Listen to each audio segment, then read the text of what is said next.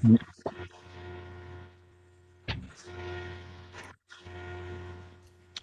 evening, and welcome to this special Project 2049 virtual event. My name is John Gaswright, and I'm the president of the Project 2049 Institute.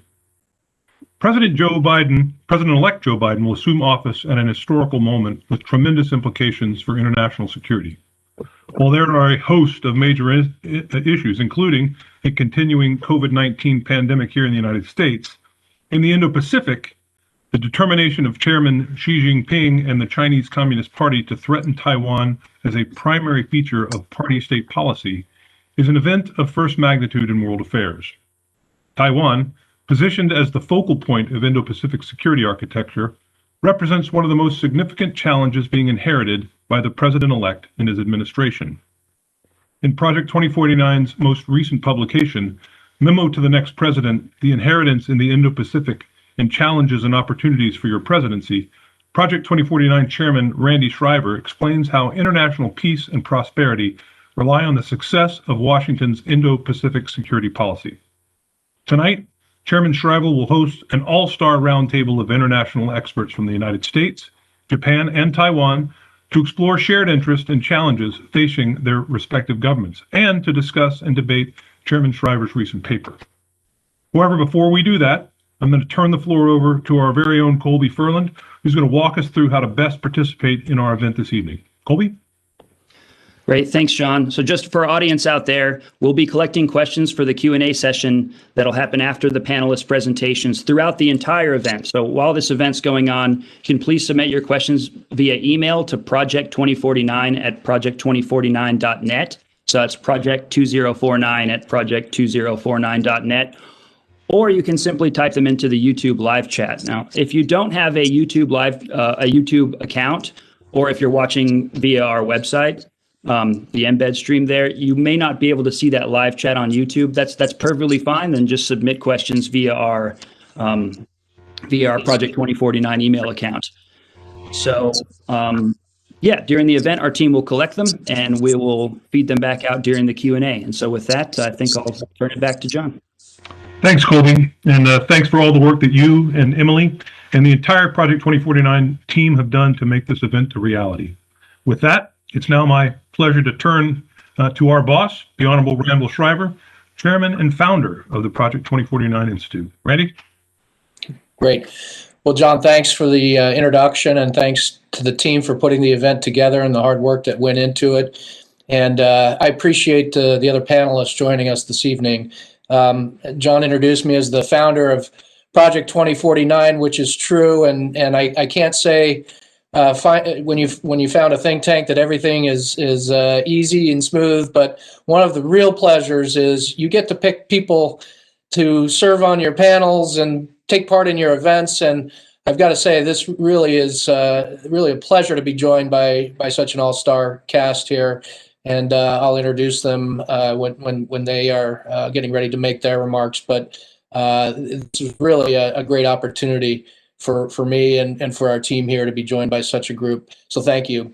John, as John noted, this event is being done in conjunction with the release of our memo to the president-elect. And I would certainly commend the report to you and look at the recommendations and how we view the strategic landscape. I don't want to go through all the recommendations and go through the report line by line. You can certainly do that at your leisure, and again, would commend that to you. But what I thought about was if we were to take this memo and actually brief President-elect Biden or brief his transition team, how would we brief this memo out? And I think what I would say is that there are growing stakes, there are growing risks, but there's also growing opportunity. Those three qualities, I think, are what I would draw from our memo and how we're thinking about things right now. First of all, the growing stakes. We are at a stage now where the competition between the United States and China, as well as allies and partners joining us in this effort, is becoming very intense. And the competitive aspects of the relationship are the defining qualities of the relationship by far. There are still cooperative aspects, but they're being well outshone by the competitive aspects of the relationship. With that kind of intense competition underway, there is a lot at stake. We talk about our strategy being designed to preserve the free and open qualities of the Indo-Pacific. I'm sure the Biden administration will do some rebranding and describe things using different words, but in fact, those qualities are qualities that have been supported by multiple administrations from both parties. In fact, the free and open Indo-Pacific strategy, I've always said, is a natural successor to the pivot to Asia, the rebalance to Asia in a lot of ways. But there are some different aspects of the environment now that a new president and his administration will have to deal with. The growing stakes, we feel as though the importance of Taiwan, the strategic importance of Taiwan, has never been more clear. We, in the memo, refer to Taiwan as the modern day Asia Fulda Gap. And if you remember your Cold War history, Fulda Gap was thought to be one of the most dangerous places because it's where the U.S. and the Soviet Union were squared off across the territory with heavy armor and artillery, and it was thought to be a flashpoint and a very dangerous one at that. But it was also thought to be the most strategic ground in Europe because the loss of Fulda Gap would mean the U.S. ability to defend NATO, help defend the rest of Western Europe would be greatly diminished. And we think it's pretty obvious when you pull out a map now and look at Taiwan and think about something we don't want to see happen and don't like to think about, but the loss of Taiwan, what that would mean for the rest of the Indo-Pacific region. Certainly our friends in Japan, and I know Kanahara-san will want to address this, recognize the risk that would bring to the Ryukyu Island chain and even the greater parts, more populous parts of Japan. Our ability to protect the international qualities of the South China Sea would be greatly diminished, even out to the second island chain and into Oceania and the Pacific Islands. Our ability to protect their sovereignty and their interests would be greatly diminished if Taiwan were to fall or somehow be absorbed against its will to the CCP and the PRC.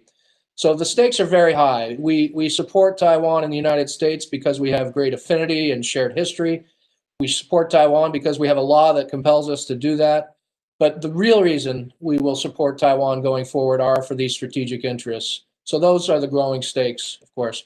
Growing risks. Well, we see that the PRC and the PLA have been investing heavily in their military modernization for decades now, probably accelerated at the initial stages after the 1996 missile crisis.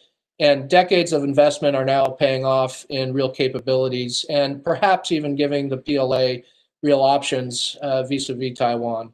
And the notion that they might be asked to operationalize that contingency is not as far-fetched as it was a couple decades ago. We're also seeing more assertive behavior in and around Taiwan. We're seeing fighter aircraft cross the center line with greater frequency. We're seeing bombers circumvent the entire island. We're seeing a lot of ways that the PRC is putting pressure on Taiwan, but to include those military means of doing so. So that creates more risk. It creates risk of a possible accident or incident, but it also may tempt the PRC and the PLA into taking action if they don't feel as though there's the resolve in Taiwan or among Taiwan's friends and partners to thwart that and have a deterrent quality through our preparations and our thinking about Taiwan.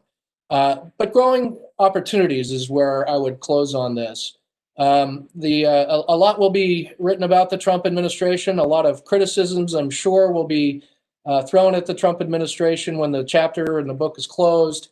But I think one thing we can say is the Trump administration did a lot to try to put us on a more competitive posture vis-a-vis China. And we did a lot to upgrade the relationship with Taiwan.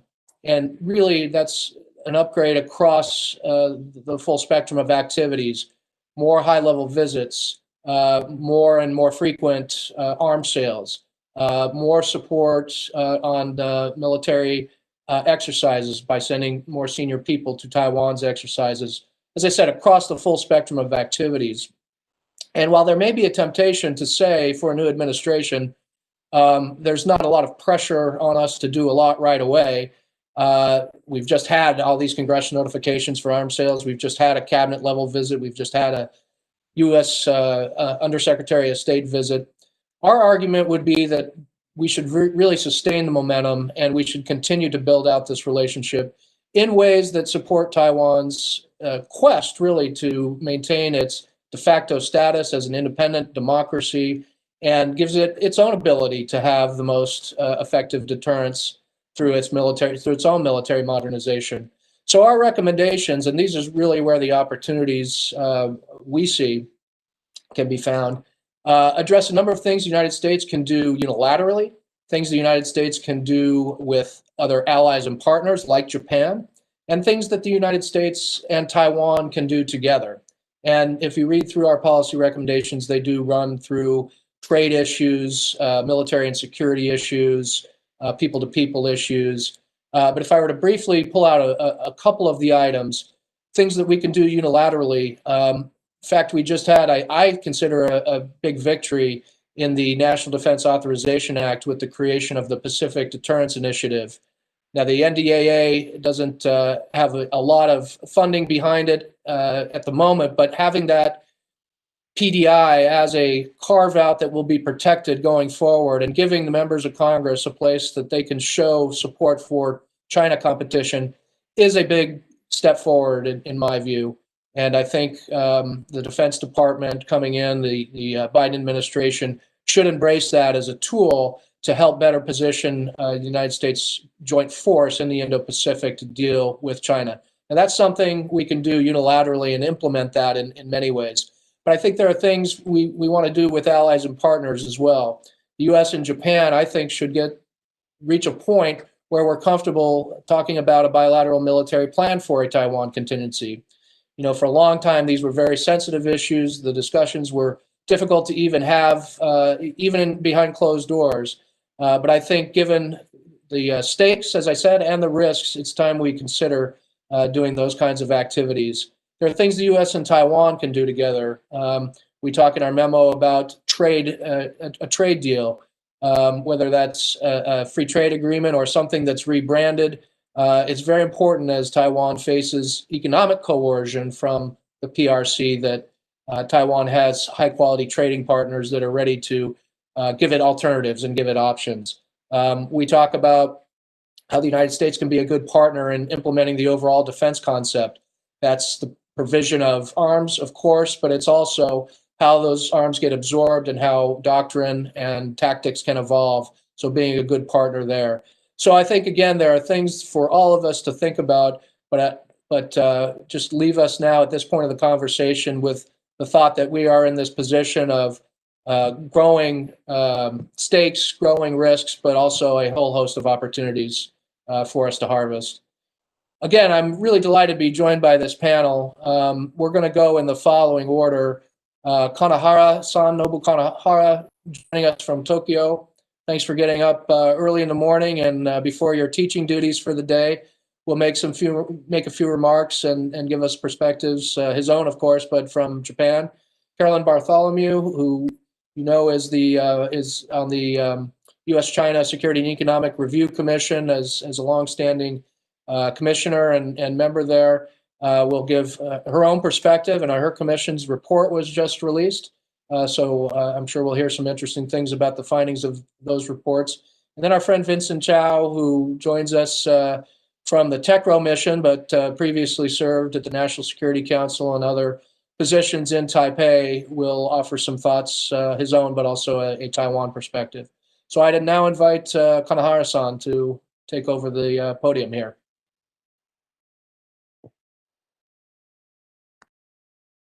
Thank you very much for having me. It's a great honor.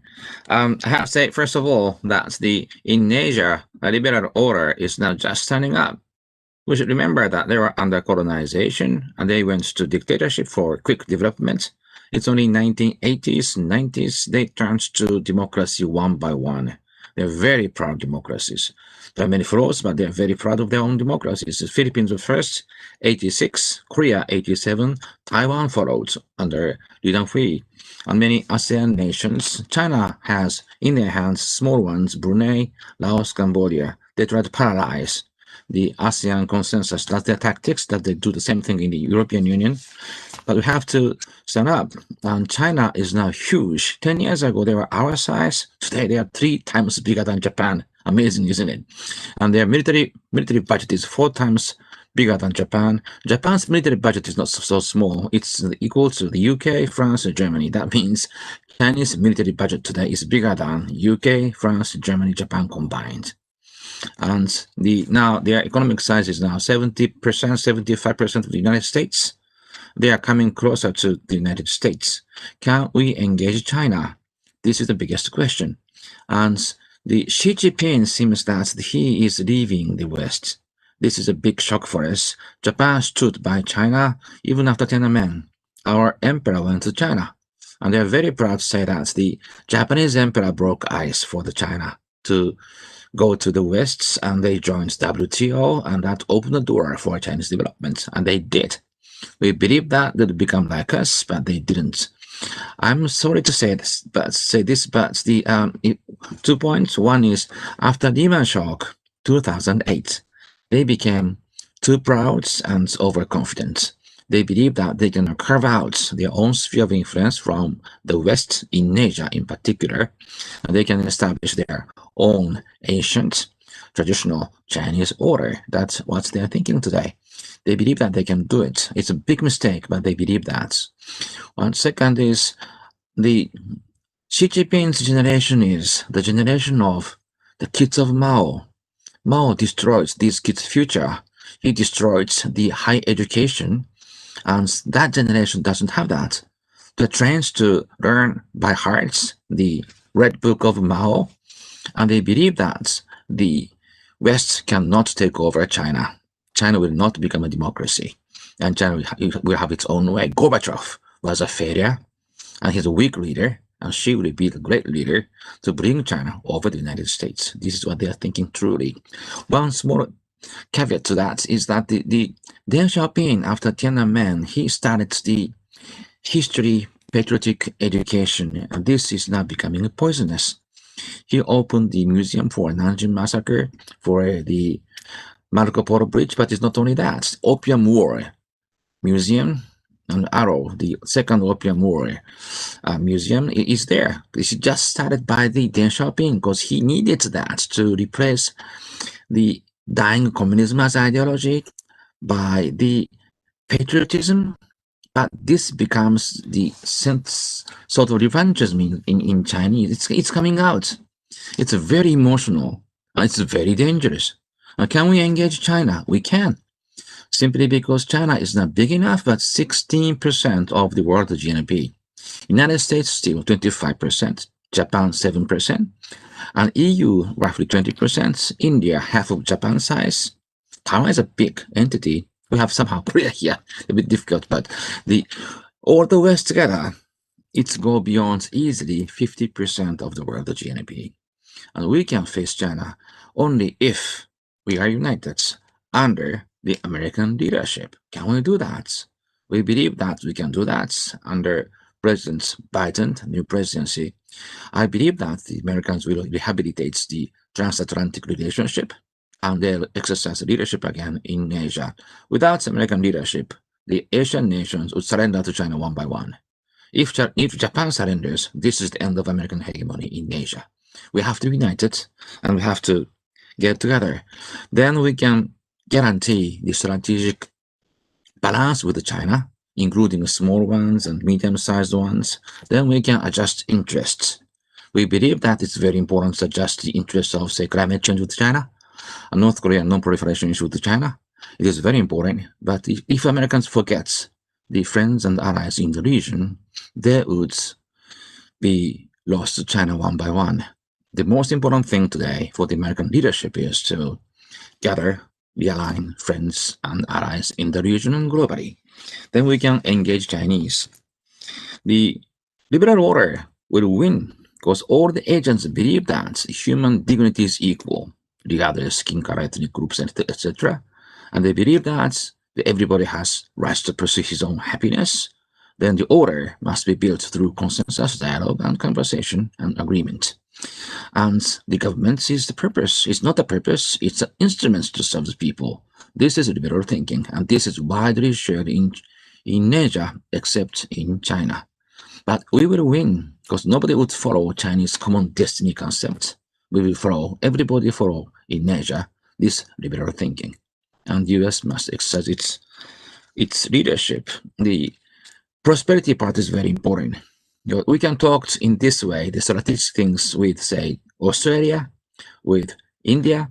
It is important to engage ASEAN nations because they still believe that they are small enough, don't involve us in big ones fights. We have to persuade them. We are together, allies, and we have together with the friends. And then don't worry, a stability part is okay. We can keep stability with China, and let's get together and let's push forward this liberal order. Then they need prosperity. We have to say that we can do this through TPP, through RCEP. RCEP is without US framework, it's 30% of world GNP. But TPP is, without the US, it's 13% of the world GNP. With the US, it's roughly 40% of world GNP. If US is back, we can still lead the free trade in Asia. I know it's very difficult with Trumpians. it's very difficult, America First people, but US should be back to the liberal order and free market in Asia. I have to say two things very short in short terms. One is the high-tech war is real. This is real. We can still do trade with China. It's not Soviet Union. We can do trade with China, investments. Japanese companies are heavily investing still in China, but the high-tech part is difficult. This is national security. This is not for money. And Pentagon is spending huge amount of money to secure to preserve the security of the Americans, not the Chiconas, but Hawaii, Guam, and ASEAN, and Japan, Korea. And this cannot be disrupted. And the technology flow must be carefully observed. And we should be vigilant not to invite Chinese malware through semiconductors and TikTok, these platforms. On this part, we have to be serious. Here, the Trump administration is pushing this agenda forward, but there's a solo drama. And we need a coordination with friends and allies, with Europeans too, with Taiwan, with Korea. And there too, we need systematic, transparent efforts from Washington. We believe that we can do that. Taiwan is a very heavy issue. And whether we are ambiguous or not, China doesn't care. They prepared the war, the invasion of Taiwan. They were doing that. That's the purpose of the party, and that's the purpose of the nation. And can we stop that? We can persuade them that the status quo must be preserved. The will of the Taiwanese people is very important. Chinese logic of the communists, we have to reconquer the lost territories, the very important things, very emotional things coming up in China. But our liberal thinking, that's the Taiwan's people's will is the most important. If they want to preserve their democracy, freedom, we have to help them. But the balance is now tilting towards in favor of China, and we have to say Taiwan is not American ally. We don't have a plan. We don't have exercise. And can we do that? China, we are frontal. Japan and Taiwan. China is here. US is very far away back in the Pacific. We are very tense here. And I have to say that Americans cannot engage us overnight. It's not Saddam Hussein. It's not only flag. It's a real war. It's devastating. And if you try to keep the status quo, we have to talk. We should not provoke Chinese in vain. It's meaningless. We can be ambiguous, fine, but being ambiguous on surface is one thing. To prepare quietly is quite another. China is doing that. Are we doing this? We're not doing this. We're losing the train. And I have to say, if you are serious, you have to gather friends and allies. It's very difficult to engage Koreans these days, the leftist government. Australia is far away, and it's not big. India will not help us militarily. British, French, we have to engage them. Germans, difficult. But it's time to think about this seriously. Thank you very much. Well, thank you very much, Nobu. Appreciate your thoughtful remarks as always. Invite Carolyn to make your comments. Excellent. Thank you very much. Thank you to Randy and to Project 2049 for including me today. I really want to commend Randy for this memo to the president-elect. I think it does an excellent job. It's a primer, really, on the history of U.S. Taiwan, Taiwan, China. I think it's a sort of a foundational document. It was really good to reread the information and to a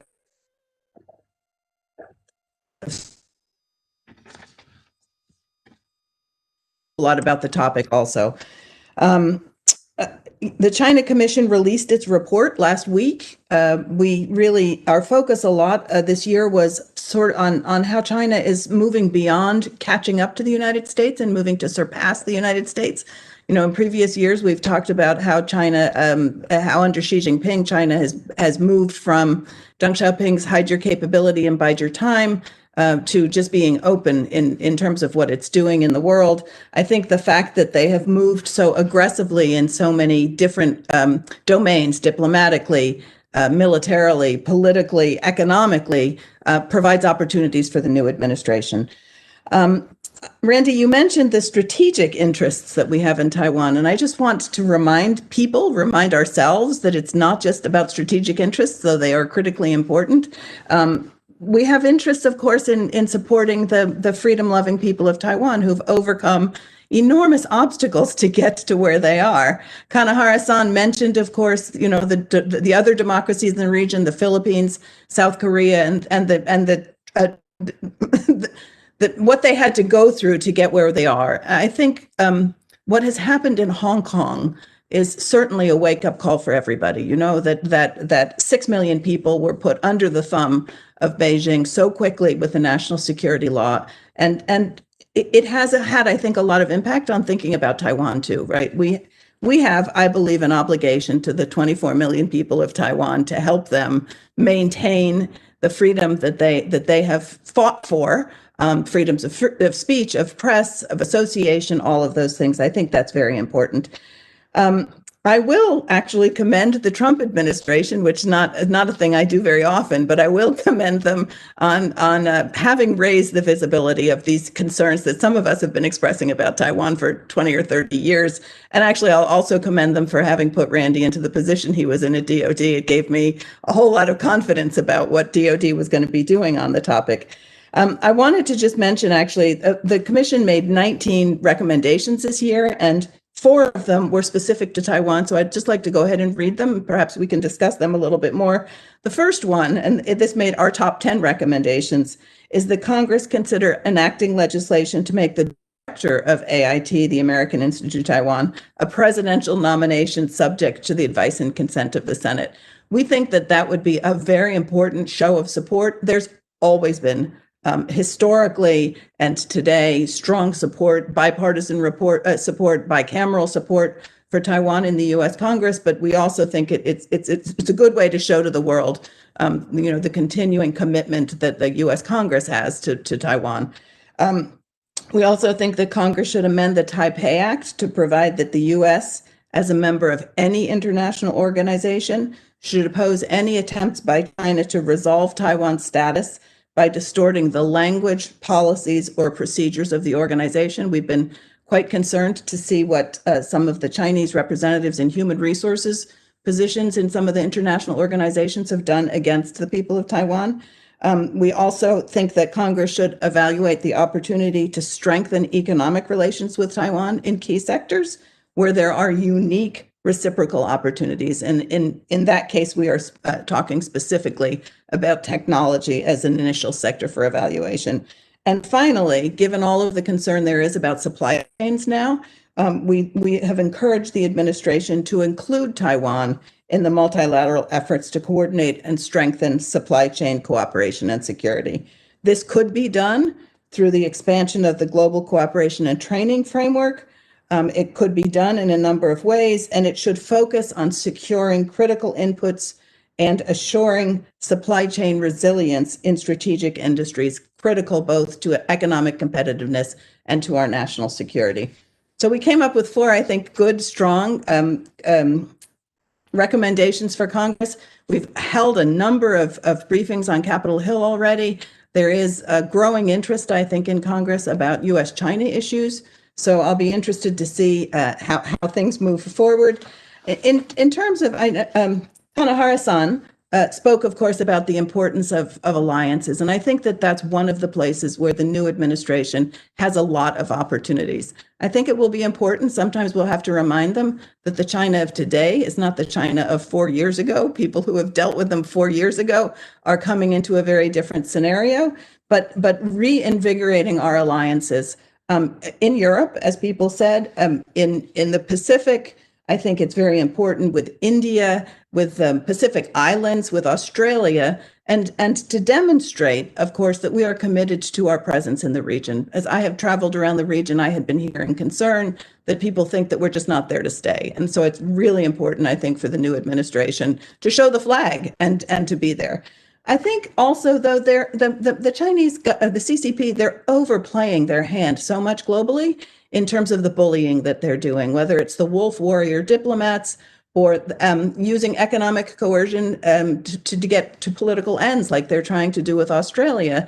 There is growing, I think, antipathy towards China in other places in the world. And I think that frankly, along with alliances, creates a great opportunity for the United States to sort of get back in the game and to remind people of the importance of liberal democracy and of our alliances and our friends and partners in the region.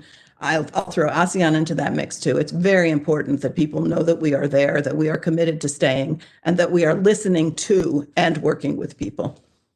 On that, I will turn it over. Randy, back to you, and then we can have some questions and answers. Great. Well, thank you very much for those remarks, Commissioner Bartholomew. Excellent as always, and congratulations on the report, and thank you for drawing our attention to the Taiwan-specific recommendations. But I'd commend the entire report to the audience tonight and all the very excellent recommendations you made for the Congress. Last but certainly not least, Vincent, the floor is yours. Thanks, Randy. Good evening. It's great to join everyone. I want to congratulate 2049 for publishing this memo, outlining the challenges and opportunities we face in the region. As this memo points out, I think the vast majority actually of the challenges will take place across the Taiwan Strait as we face a China that is belligerent, determined, and capable like never before. And as a consequence of that, what happens in terms of Taiwan-US relations as well as Taiwan's broader engagement with the international community will be more important than ever. So as we look at the issues that we could be faced with over the next 4 years, we really center on countering and deterring three main accelerating trends. The first is military adventurism. The second is international pressure. And the third is economic coercion. Now, one unintended consequence of Beijing's decision to expel so many reporters has been the amount of journalists that have now decided to relocate to Taiwan. When I was a reporter about 10 years ago, everybody's pulling out, but now it's almost the exact opposite. So we've seen a great deal more in-depth reporting on the cross-strait situation, as well as China's gray zone tactics against Taiwan. So I say that because I saw an article this morning on Reuters that lays out how serious the situation is, and they flipped through our Ministry of National Defense data, and it shows that in the past 3 months, PLA aircraft have flown over 100 missions into Taiwan's ADIZ, leading operations 7 of every 10 days. Now, these overflights have become more sophisticated, and their missions have now included an array of different aircraft. So this has really forced Taiwan's aircraft to respond. It has taxed their airframes, it's increased pilot fatigue, and as the article stated, in this irregular type of conflict, which stops short of an actual shooting war, the aim is to subdue the foe through exhaustion.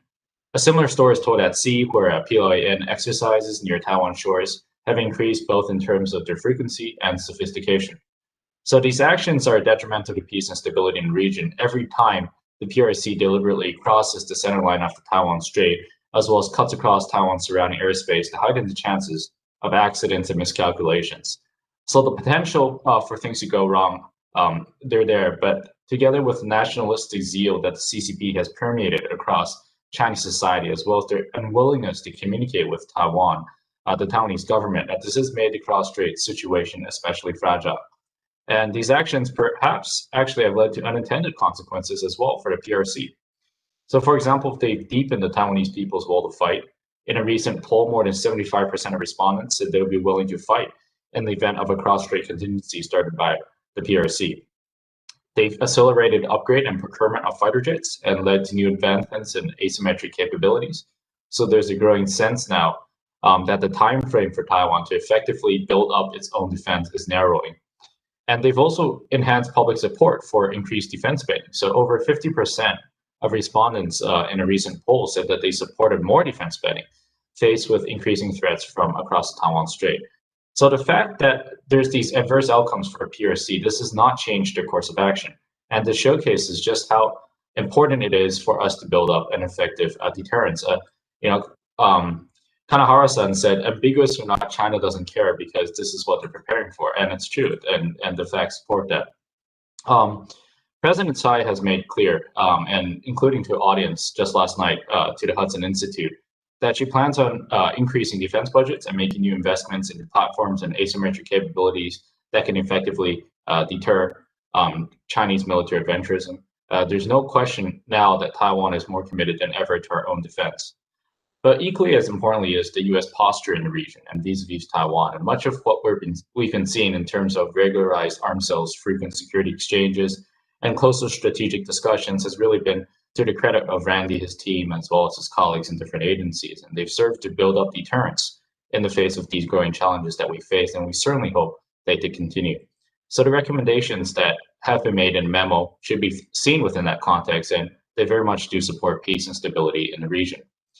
Now, another issue that is at the forefront of our attention is increasing international pressure. So just a few days ago, we received information on an application a Taiwanese student, a PhD student, had made to attend this conference called, this school called the Winter School on Quantitative Systems Biology, which is an unlikely battleground for international recognition. But nevertheless, because the center that was running the program belonged to the UNESCO family, and because of the UN's discriminatory policies against Taiwanese citizens, the student received this reply. The reply said, "This is to inform you that unfortunately, we are not able to invite Taiwanese nationals according to UN rules, even though we recognize that you are certainly a scientifically worthwhile participant." So, I mean, I think people have a difficult time imagining if Taiwanese nationals were replaced by a religion, gender, or ethnicity. The outcry would be huge, but because it is Taiwan, the UN always seems to get away with it. And cases like this are a dime a dozen, and they're really at the tip of the iceberg because the pressure to exclude Taiwan from international organizations, to switch our diplomatic allies and force companies to change their nomenclature for Taiwan, all of this is really encompassing and it's prevalent.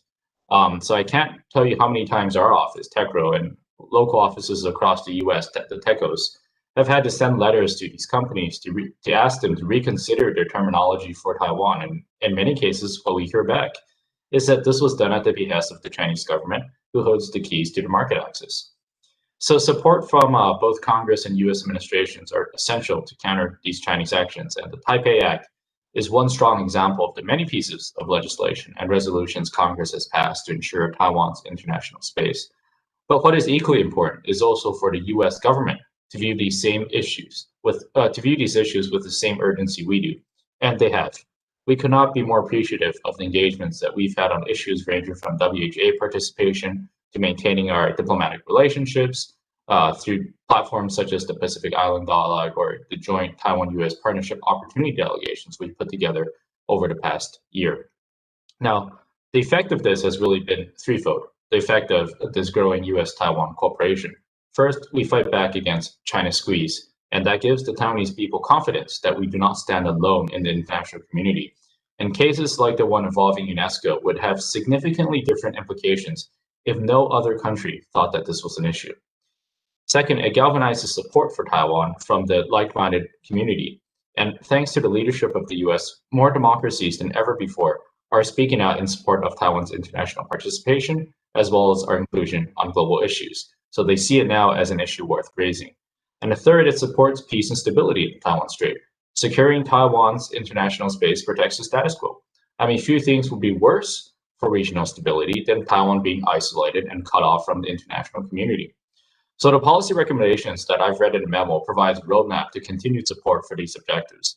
And they include broader engagements with Quad, as well as incorporation of Taiwan into regional HADR objectives.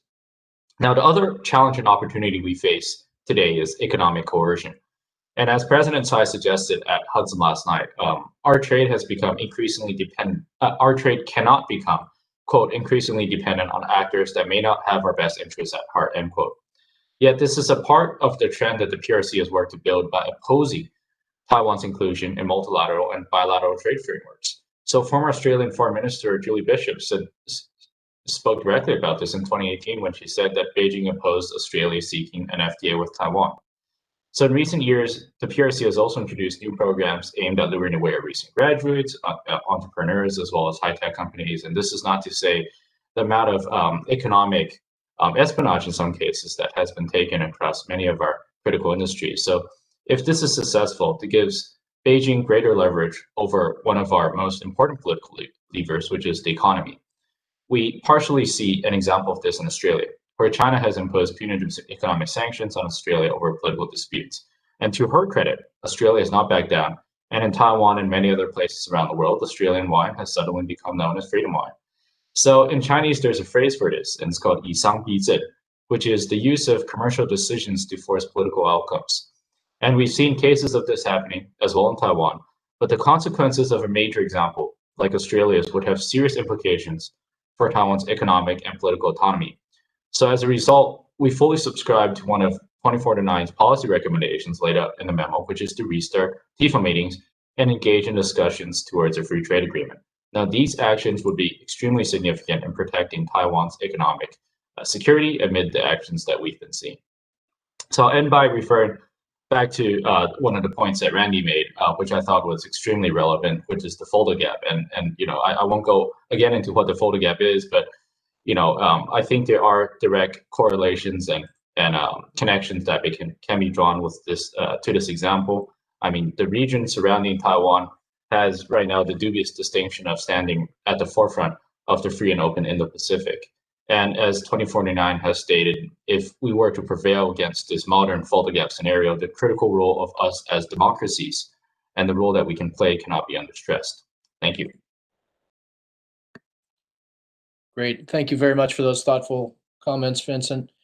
Our team has been collecting questions, and I think we're going to transition now into the Q&A. I might lead us off with just one quick question that can be for any or all. But I think one of the expectations of the incoming Biden administration is they want to, and that the phrase I've heard them use is recalibrate the competition with China and the relationship with China.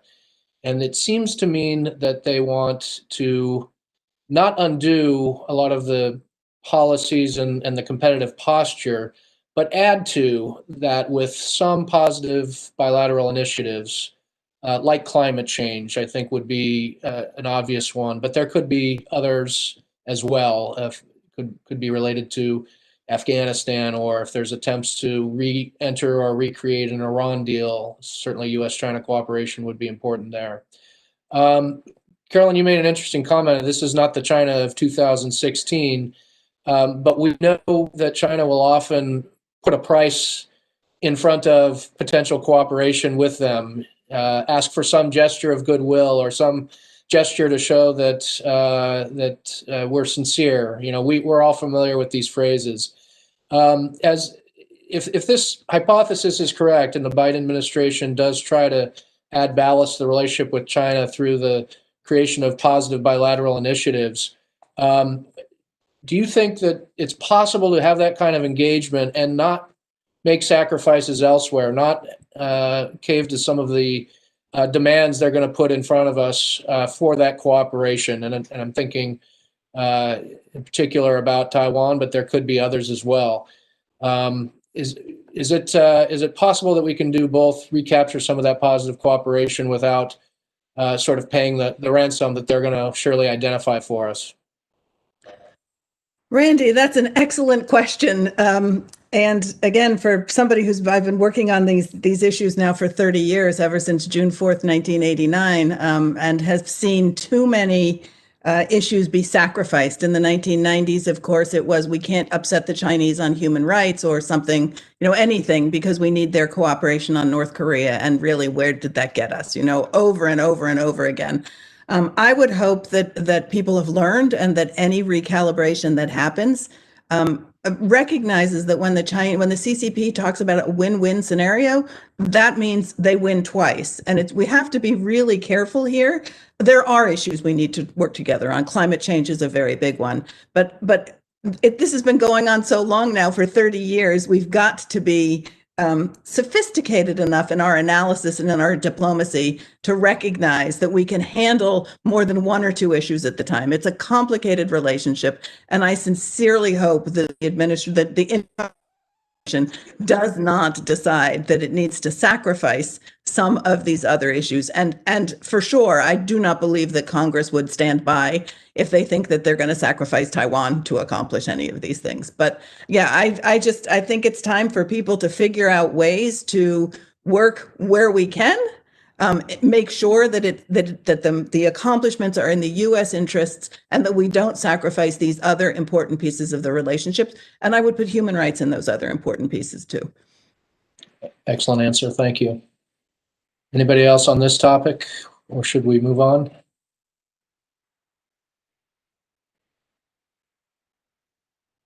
I think you're still muted, Kanahara. No, we have to work with the Chinese, the climate change and the non-proliferation, Iran and North Korea and Afghanistan, agree. But I have to say, all of these things are tactical for them. The last goal for them is to get supremacy over the international order, over the United States. That is the goal. And they just adjust to get something from you. And we have to bear in mind that we are not cooperating truly with China. We are competing in the first place. This is one. Second is North Korea is very different. One, we can't accept that North Korean nuclear status as a nuclear weapon state. We can never do that. One, two. For China, non-proliferation is the common goal with us. Fine, but they can never lose North Korea. Korea was for more than 1,000 years the vassal states, and the Shantung Peninsula and Liaodong Peninsula, North Korea is a vital part. It's for example in Japan, it's Tokyo Bay, Bohai Bay, and they can never lose North Korea. And they took back North Korea from the Americans, from the Japanese. They just let it go for half a century. They took it back, and they can never lose that. That means North Korea is firmly on the orbit of China. If North wants to take our hands truly to get money assistance, China will break their neck. And this is the limits of the negotiations with North Korea. Their interest is very different from ours. Thank you. Thank you. Colby, can I invite you back in? And as I said, we've been collecting some questions. If you'd like to give us one or two.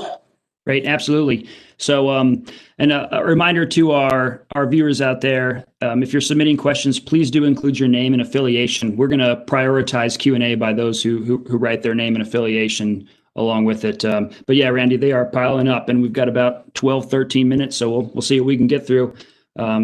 First question that came in, have to give it to our very own Mark Stokes, who's our executive director at Project 2049 Institute. He says, routinized senior level dialogue is critical in relations with governments around the world. How could the next administration best implement a policy that would allow for more routine visits by Taiwan's Minister of Foreign Affairs to Washington, D.C.?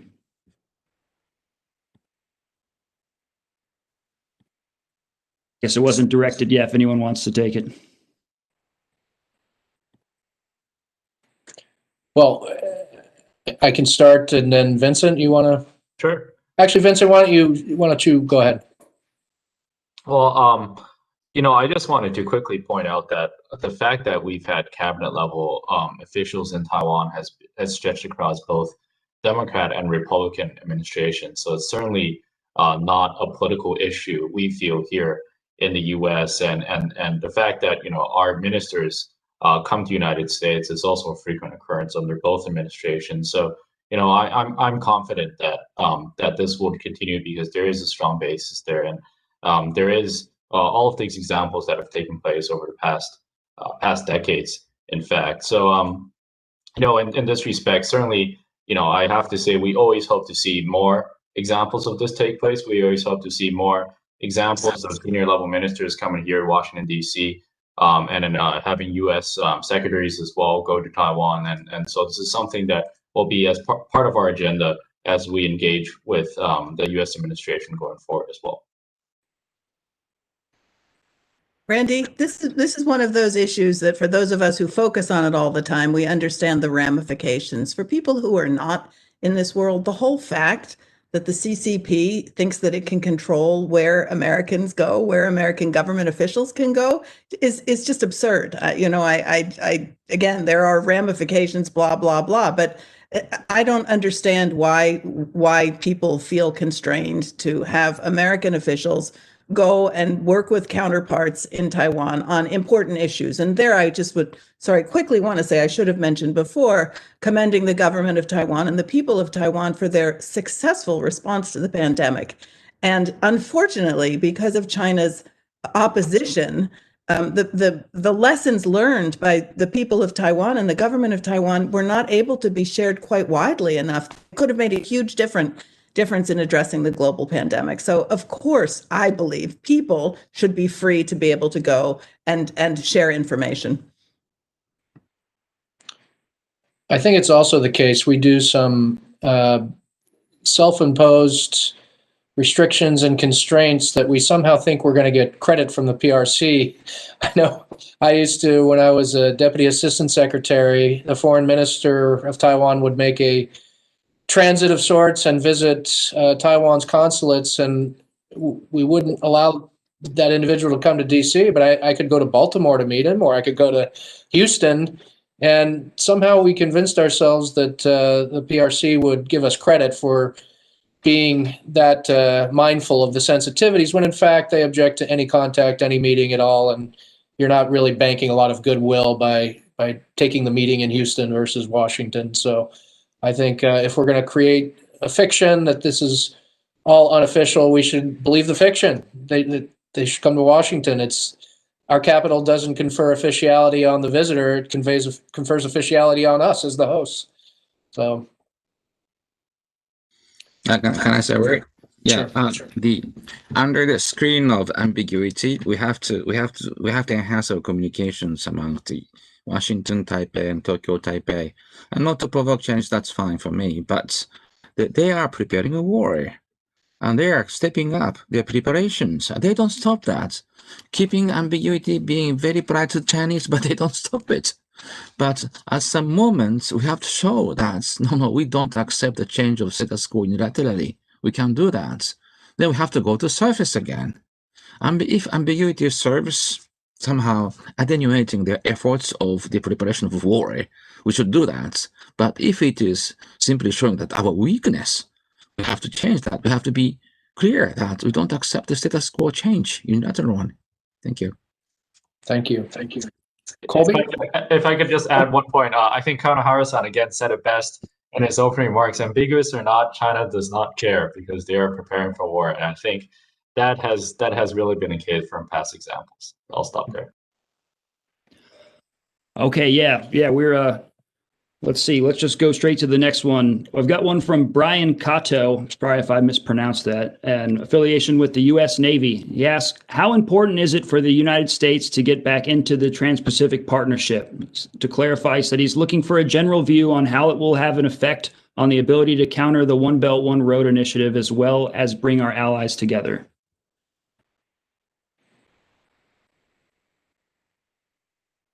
Maybe I will start.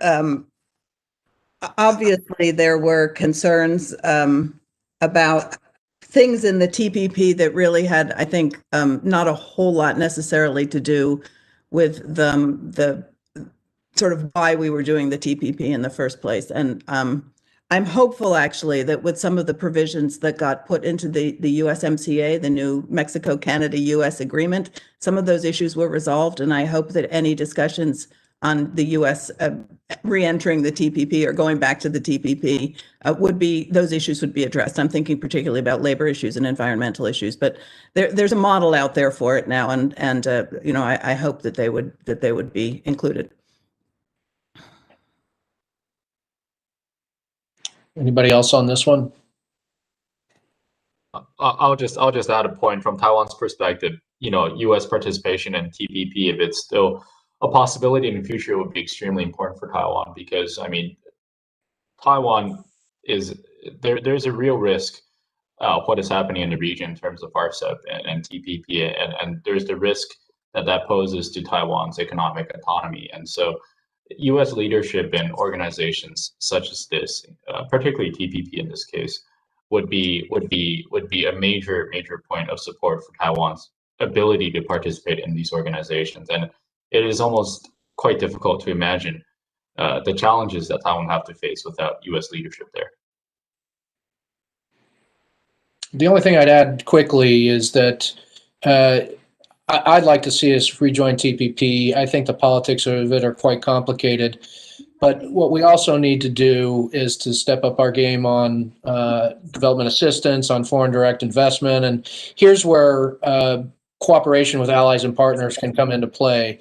I think one of the more mature discussions in the Quad is how we can sort of pool resources, figure out either divisions of labor or synergies, and try to get through the 4 countries participating numbers that might get a little closer to BRI type numbers. Of course, we probably can't match it, but we will have, by virtue of who we are, the 4 large democracies in the region, higher quality programs, better assistance programs for the people of those countries that are the recipients. So to compete with BRI, TPP might only be a piece of it. We need to think more comprehensively. Great. I think if you all don't mind, we've only got 4 minutes left. So how about we got a bunch of questions from our own staff here, but I've got a couple more from our audience out there, and I think it's fair to get to their questions. So how about I just put out this rapid round of these 2 questions, and we'll field those and probably end with that on the hour. So the first question from Zach Lombardo, his affiliation is the Australia-Taiwan Business Council. He says, a U.S. Taiwan free trade agreement would create diplomatic cover for Australia, Japan, plus other economies to strike FTAs with Taiwan. Is U.S. leadership in this space likely? So that's the first question. And then the second, Casey Dinger from NASIC, which I think that's National Air and Space Intelligence Center. I'm sorry if I misspoke there, but Casey Dinger from NASIC says, how is China exploiting vulnerabilities between the U.S. and Japan, South Korea, Australia, etc., in order to isolate and deter the U.S. from intervening in a Taiwan scenario? So a little different direction. I can repeat if any of the panelists need it, but that second question is a very big question. So I think what I'm going to do is on trying to answer the first one, I think I'm going to suggest that there be a rebranding, actually. I think the problem, you're going to get a visceral reaction against the whole concept of free trade agreements. So we need to come up with another name and another way to talk about them. I recognize, again, how important it would be. I think it's very interesting that the questioner noted that it would provide, frankly, opportunities for people to be able to engage better economically with Taiwan. And I think that should be a selling point, too. But really, we just can't call it a free trade agreement. Otherwise, I'm not sure we're going to get anywhere on it. It's interesting you bring that up, Carolyn, because we've been actually pretty careful as well to avoid the word free, because we're not sure where the politics of that are right now. So we've been calling it a bilateral trade agreement. But in reality, I mean, there are probably other ways we can think about in terms of how to brand this. I just wanted to say, I think, judging by past cases on other issues of international space, it is true that a number of countries wait for the U.S. to take the lead on this kind of thing, not because they don't want to do it, but because, again, I think pressure from China is better dealt with when it's dispersed amongst a number of countries. And the PRC and past examples, and certainly what we've seen in some European cases, is this classic idea of divide and conquer, and they focus their pressure on one country or one specific entity, and then they force that specific entity to break with the others and so forth. So definitely in terms of trade, just from the commentary that's out there, there does seem to be a lot of difficulty for any kind of country to put their head out there first and to take all that pressure by themselves. So if the U.S. can play a leadership role in that issue, I think it would certainly encourage the others to join in. Kanahara, would you like to have the last word? That's fine. Yes, thank you very much. China knows very well that the American Pacific alliance system is not very strong. It's not NATO. It's only hub and spokes and five allies, and five allies are very much dispersed. Mainly, the big ones are on the seaside, and it's very difficult to engage South Korea, the leftist government, to face China. And their number one priority is North Korea, and they need Chinese help. They believe that. So this is a very weak system, and China is happy to cut the alliances and the friends and friendships surrounding China. That's the instinct. That's how they survived against the North horse riders nations, and they do that by instinct. And we have to make efforts to build a good framework, partnership, Quad, FOIP, and then we have to persuade one by one. But still, this is not Europe. We don't have Germany. We don't have nuclear. British nuclear, French. This is a very weak system. We have to make efforts to build up. It's not only Americans. The frontier nations are medium-sized ones, the small ones. We have to gather. And as I said, this is not Saddam Hussein. China is so huge, and we are smelling this breath every day. And Washington does not do that. And together, these Asian nations surrounding the new principles of freedom, prosperity, and we have to make lots of efforts. Otherwise, we can be destroyed by China. This is a liberal order. Well, on that very somber and significant point, I want to thank everybody again for joining us, particularly our panelists. It was a terrific discussion. I wish we could continue it longer, but Kanahara-san has to start his day, his teaching, and others have other responsibilities. But thanks for everyone who tuned in and joined us. And we'll keep this conversation going. Thank you very much for spending time with us this evening. Thank you, Randy. Thank you, Randy.